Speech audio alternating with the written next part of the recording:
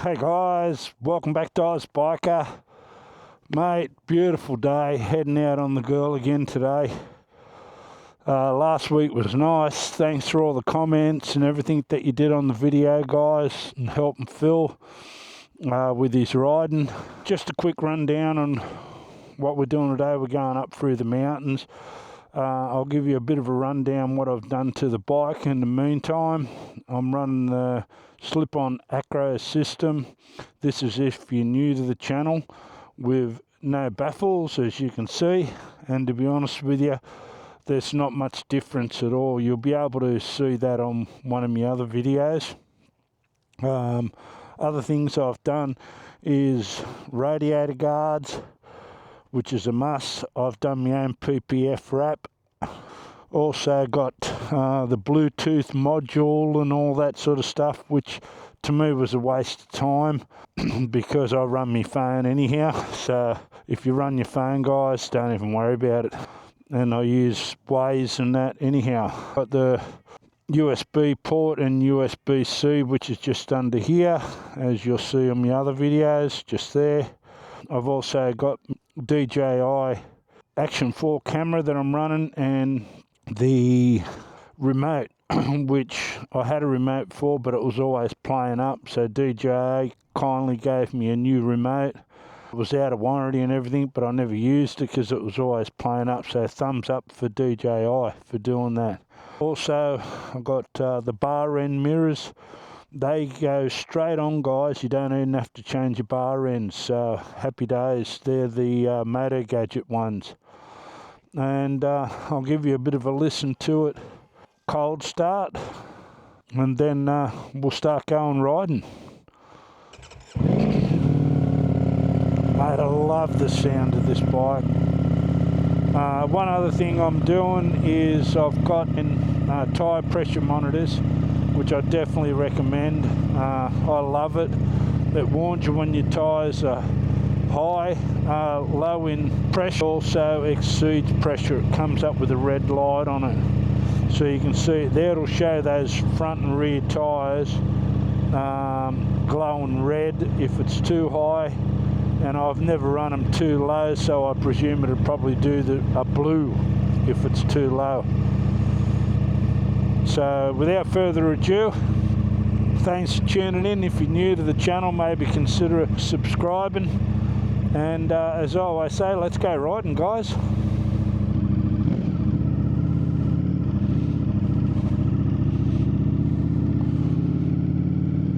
One thing too, guys, it takes a few seconds for it to read the tyre pressure. There, that was probably 20 metres, and I'm running 31.6. That's how good it is. It does 0.5.6. It measures it right down to the points, which is amazing. That helps people if they're, I suppose, racing, because some people like 35.6 or 36 psi or 34 psi. So it's a bonus. That's how good it is. But anyhow, guys, living with the bike so far, I absolutely love it. The quick shifter on this is amazing. I think I've said that a few times. It's on par with one of the best. So, like, give you an idea, I'm sitting only at 4.5k. I'll go down the gears, go up, no effort whatsoever. I'm not revving the bike as the engine's still cold. I always get my bikes up to pretty well full running temperature before I do anything, have any sort of a play. But this bike, believe it or not, is unbelievable in traffic. There's no,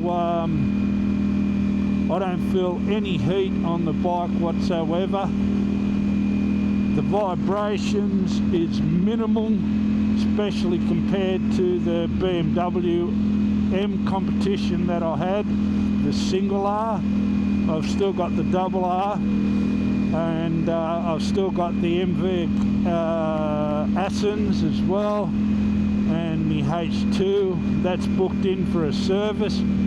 But this vibrations, there's minimal vibrations in the pegs and minimal vibration in the bars. The BM competition, very buzzy bars. I was getting numb fingers big time riding it, where I don't on this bike at all. So traffic wise, it's no issue at all. Heat off the engine, man, I don't feel it. And I ride in jeans and shorts and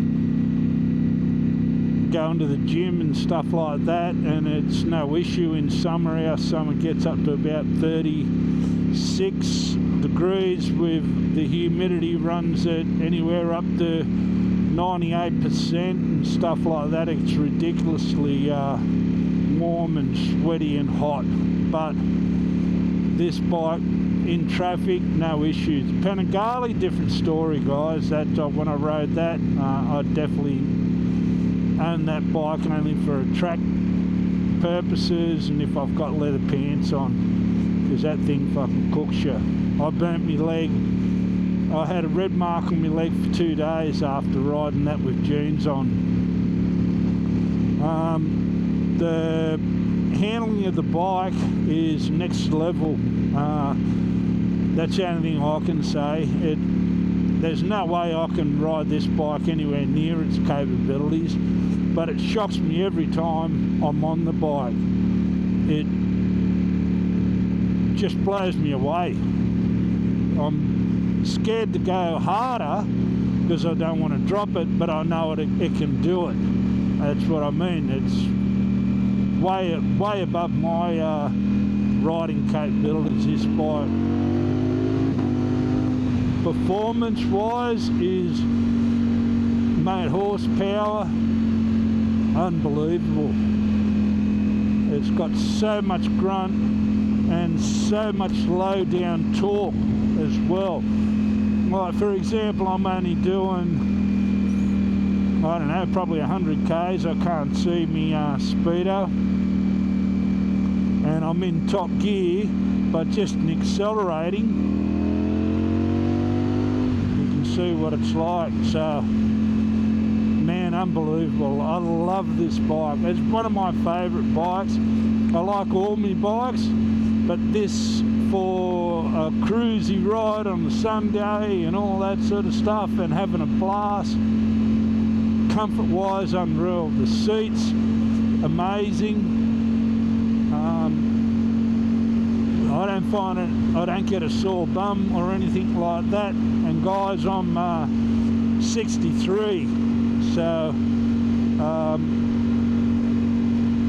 you young guys and all that sort of stuff will shouldn't have any issues.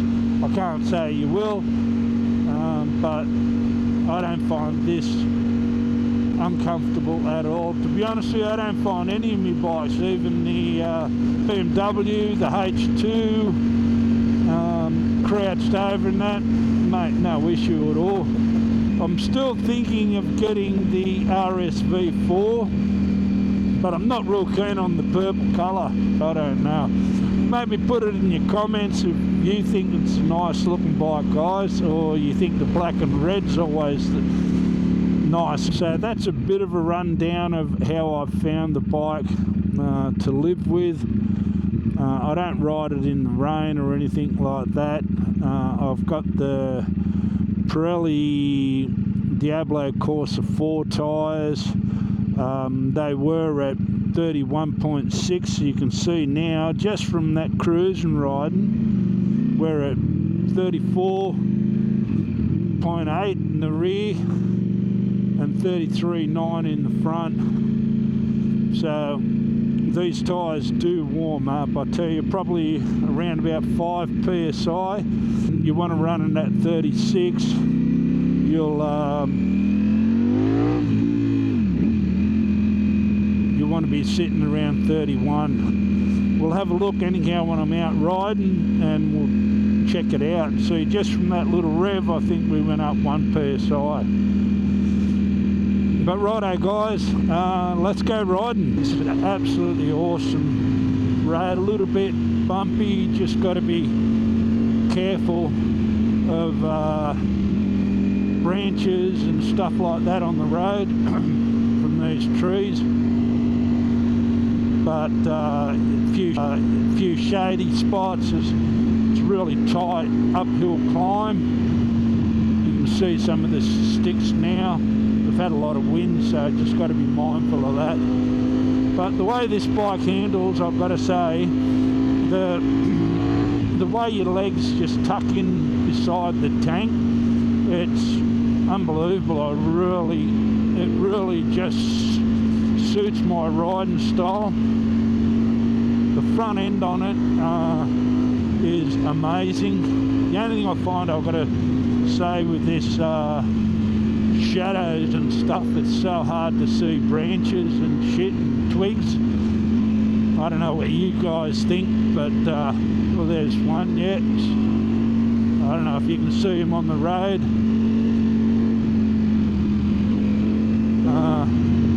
On the side there's a branch, you see that? That was a big chunky one about that round. Not good hitting that with the front wheel in a lean. Yeah, it's so hard to judge, actually. I find it with these shadows. I'm more worried about hitting a branch with my front wheel.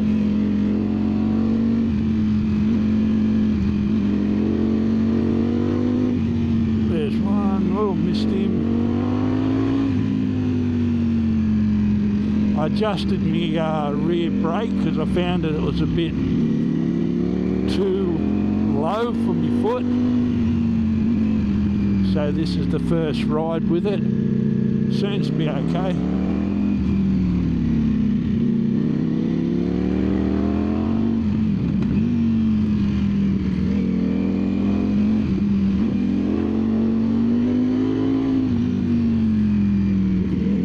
Nice sharp twisties.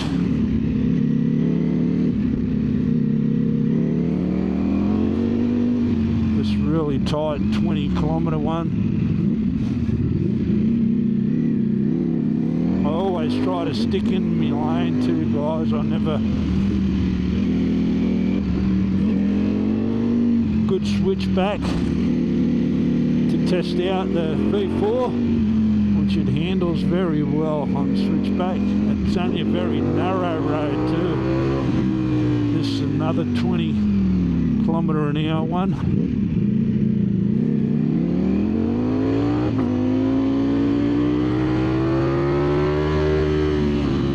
Oh, another branch. See what I'm? Oh, another branch. See what I mean?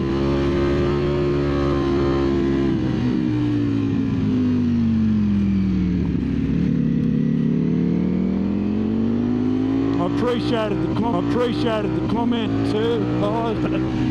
On one of the turns, I was turning in a bit too quick, so too early.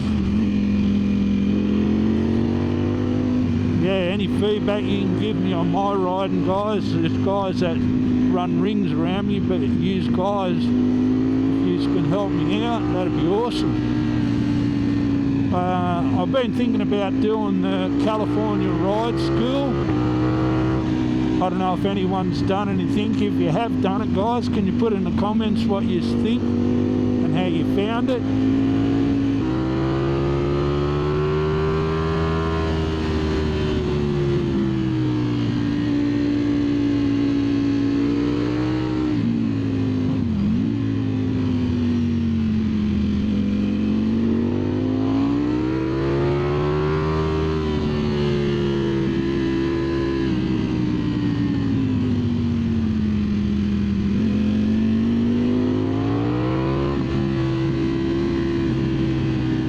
Hey guys, there's a guy on a Suzuki up in front.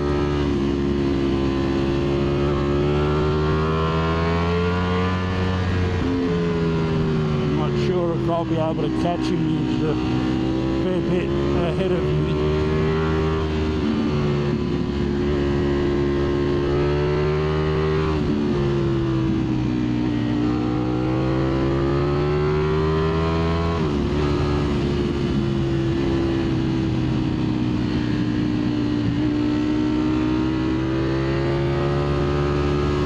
Awesome section of road.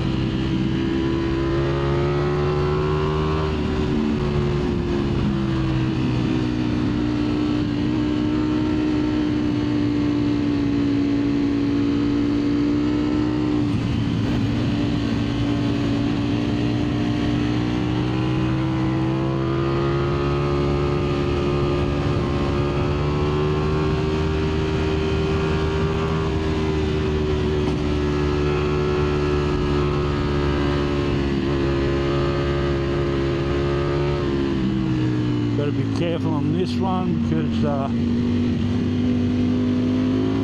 you go up and over.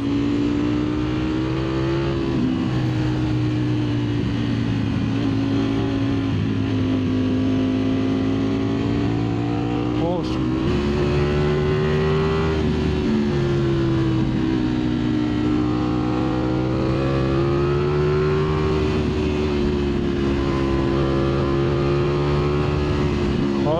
Try to stay within the lane too, guys. It's always a good practice to get into.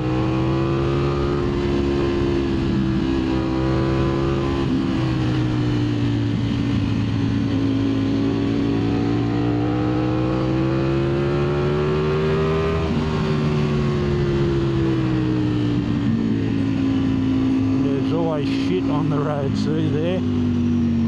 Whoa, a little bit of a slide there. Cow dung.